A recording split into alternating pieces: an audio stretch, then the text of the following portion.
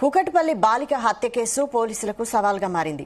4 రోజులవుతున్నా హంతకుడిని గుర్తించలేకపోతున్నారు. ఎవరు చేశారు, ఎందుకు చేశారు అన్న ప్రశ్నలకు ఇంతవరకు సమాధానం దొరకలేదు. అనుమానితులందరినీ విచారించినా హంతకుడిని మాత్రం తేల్చలేదు.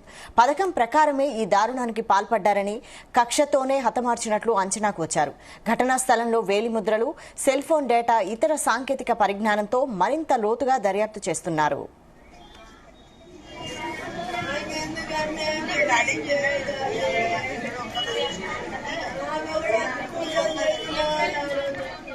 ఇదే అంశంపై మరిన్ని details crime bureau chief Raviteja అందిస్తారు. రవితేజ, అనుమానం వచ్చిన ప్రతి కోణంలో కూకట్పల్లి పోలీసులు ఈ కేసుని దర్యాప్తు సాగిస్తా ఉన్నారు.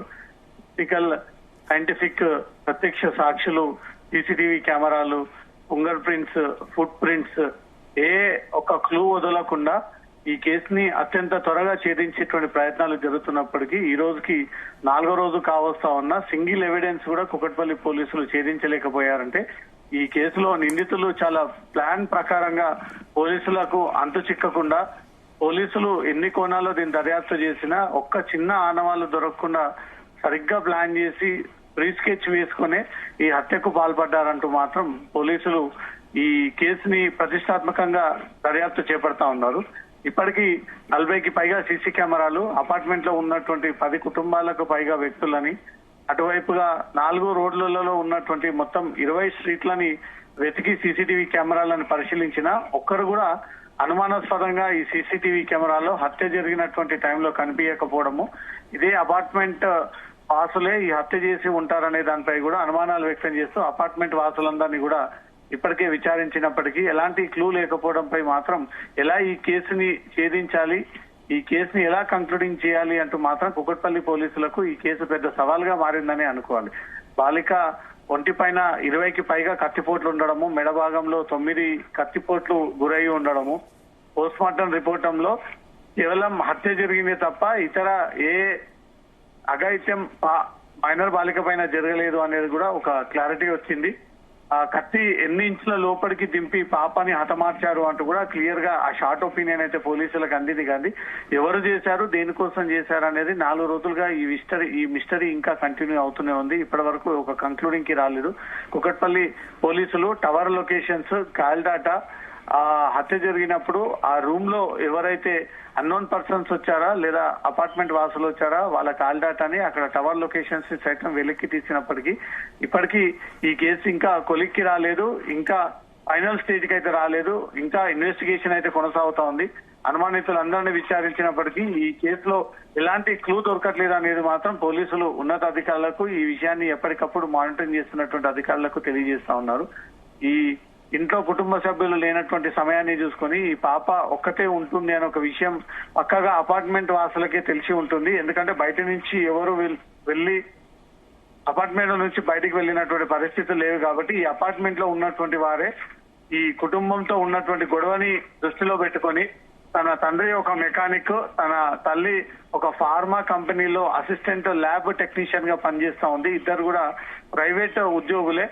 ఈ ఇద్దరు వారి పని నిమిత్తం వెళ్లిపోయి ఉంటే పాప మాత్రమే ఒంటరిగా ఉంటుందని అది తెలిసే ఇరుగు పొరుగు వారు లేగానే డోర్ కొట్టి లోపలికి వెళ్లి ఇంట్లో ఉన్నటువంటి కత్తిని ఉపయోగించి పాపపై 20 చోట్ల కత్తిపోట్లు పొడిచి చనిపోయిందన్న తర్వాత కన్ఫర్మేషన్ తీసుకొని అక్కడి నుంచి కూడా ఈ దుండగులు వెళ్లిపోయినట్టుగా మాత్రం పోలీసులు అంచనా వేస్తా ఉన్నారు. ఎన్ని వైపులు ఎన్ని కోణాల్లో ఈ కేసుని దర్యాప్తు చేపట్టినా ఇప్పటి వరకు ఈవెన్ సింగిల్ ఎవిడెన్స్ ని కూడా కూకట్పల్లి పోలీసులు సేకరించలేకపోయారంటే ఇది పోలీసుల ఫెయిల్యూర్ గానే భావిస్తా ఉన్నారు నగర ప్రజలు. అయితే రవితేజ, ఇప్పుడు బాలిక పేరెంట్స్ ఏమంటున్నారు? అంటే ఎవరిపైనైనా అనుమానం వ్యక్తం చేస్తున్నారా? అసలు వాళ్ళ వర్షన్ ఏంటి? ఈ హత్య జరిగినప్పటి నుంచి కుటుంబ సభ్యులు పోలీసులకు మాకు ఎవరితో గొడవలు లేవు, మేము ఎవరితో వివాదాలకు పోము, మా పనేదో మేము చూసుకొని సాఫీగా సాగించేటువంటి లైఫ్ లో ఈ ఇద్దరు లేనటువంటి సమయం చూసుకుని మా పాప పైన ఈ రకమైనటువంటి హత్యకు పాల్పడ్డారు. ఇది ఏం కారణం అయి ఉండవచ్చు అనేది కూడా మాకే అర్థం అవ్వట్లేదు. దీన్ని న్యాయపరంగా ఇన్వెస్టిగేషన్ చేసి చట్టరీత్యా చర్యలు తీసుకోండి నిందితుల పైన అంటూ మాత్రం తల్లిదండ్రుల నుంచి వచ్చినటువంటి ఫిర్యాదు పైన పోలీసులు మర్డర్ కేసు కింద నమోదు చేసి ఈ కేసును దర్యాప్తు సాగిస్తా ఉన్నారు. ఈ కూకట్పల్లి సంగీత్ నగర్ కి రాకముందు ఎక్కడెక్కడ నివాసం ఉండేవారు, ఆ తర్వాత ఏవైనా ఇక్కడికి వచ్చిన తర్వాత గొడవలు ఏవైనా వివాదాల్లో మీరు వాళ్ళు సవాలు విసురుకోవడము, వాళ్ళు మీరు గొడవపడినటువంటి సందర్భాలు ఉన్నాయా అంటూ కూడా అనేక అంశాలు వారి తల్లిదండ్రుల నుంచి రాబట్టే ప్రయత్నం చేశారు. కానీ ఎక్కడ కూడా ఏ గొడవలు లేవు, మేము ఎవరితో వివాదం పెట్టుకోము, ఎవరితో శత్రుత్వం లేదు అనేది మాత్రం ఈ విషయాన్ని క్లియర్ గా పోలీసుల ముందు తెలియజేస్తున్నప్పటికీ మరి చంపాల్సినటువంటి అవసరం ఎందుకు ఏర్పడింది అనేది మాత్రమే ఇప్పుడు సస్పెన్స్ గా మారింది. కుకట్పల్లి హత్య కేసు, మైనర్ బాలిక హత్య కేసు 4 రోజులు కావస్తా ఉన్నా పోలీసులకు ఎలాంటి సింగిల్ ఎవిడెన్స్ దొరకలేకపోయింది అంటే నిందితులు పకడ్బందీగా ప్లాన్ చేసి వాళ్ళు ప్రొఫెషనల్ కిల్లర్స్ అయి ఉంటేనే ఇలాంటి ఎవిడెన్స్ దొరకకుండా పలు జాగ్రత్తలు తీసుకొని హత్యకు పాల్పడ్డారు. కాబట్టి ఈ 2 రోజుల్లో ఈ కేసుకు సంబంధించినటువంటి అంశాలు మీడియా సమావేశం ద్వారా ఉన్నత పోలీస్ అధికారులు వివరాలు వెల్లడించేటువంటి అవకాశం ఉంది. భాష అయితే ఇప్పుడు పేరెంట్స్, కుటుంబ సభ్యులు అలాగే వారితో రిలేషన్ ఉన్న వారిని కూడా విచారిస్తున్నారా? కుటుంబ సభ్యుల్ని ఇప్పటికే అనేక కోణాల్లో విచారణ చేపట్టారు. తల్లికి ఏవైనా వేధింపులు, కారణాలు, మహిళలు కాబట్టి వచ్చిపోయేటువంటి సమయంలో చాలా మంది ఆకతాయిలు వేధింపులకు గురి చేసేటువంటి అవకాశం ఉంటుంది. ఆ కోణంలో కూడా ఈ కేసుని దర్యాప్తు చేపట్టారు.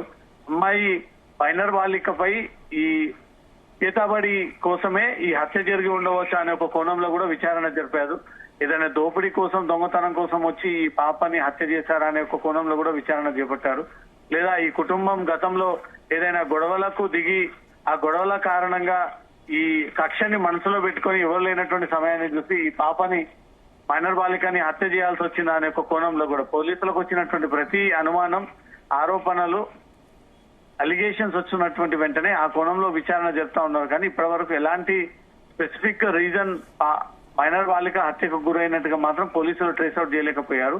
హత్యకు ఉపయోగించినటువంటి కత్తి గాని, వచ్చినటువంటి దుండగులు ఎవరనేది గాని, ఎందుకు చంపాల్సి వచ్చిందని ఒక వివరాలు గాని ఇప్పటి వరకు సింగిల్ ఎవిడెన్స్ కూడా కుకట్పల్లి పోలీసులు సేకరించలేకపోయారు. 4 రోజులు కావస్తా ఉన్న హత్యకు గల కారణాలేంటి, హత్య చేసింది ఎవరనే ఒక వివరాలు సేకరించలేకపోయారు. కాబట్టి కుకట్పల్లి పోలీసులు ఈ విషయంలో ఫెయిల్యూర్ అయ్యారు. కుకట్పల్లి పోలీసులు ఇన్వెస్టిగేషన్ ప్రాపర్ గా సాగట్లేదు.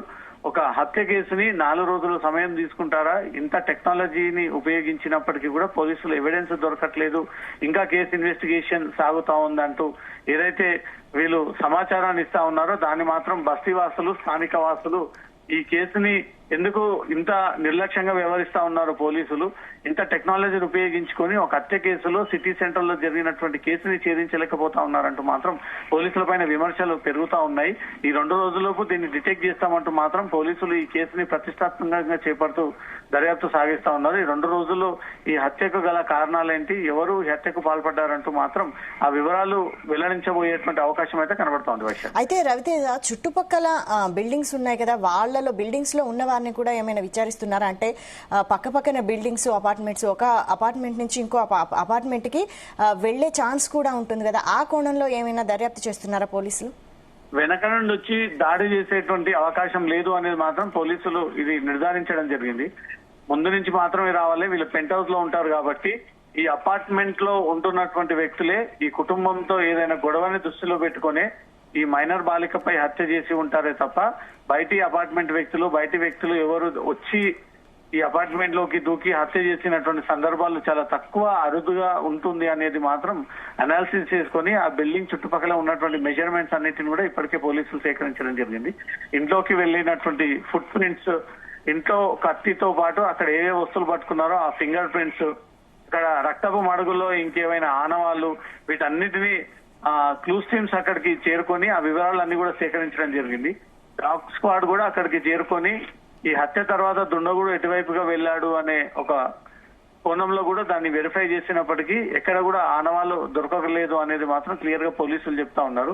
పోలీసులకు పెద్ద సవాల్గా మారింది. పోలీసులు దీనిపైనే దృష్టి పెట్టి మిగతా కేసుల ప్రియారిటీ తగ్గించి దీన్ని ప్రియారిటీ పెంచుకొని త్వరలో దీన్ని డిటెక్ట్ చేసే విధంగా మాత్రం ఈ కేసు దర్యాప్తు సాగుతా ఉంది.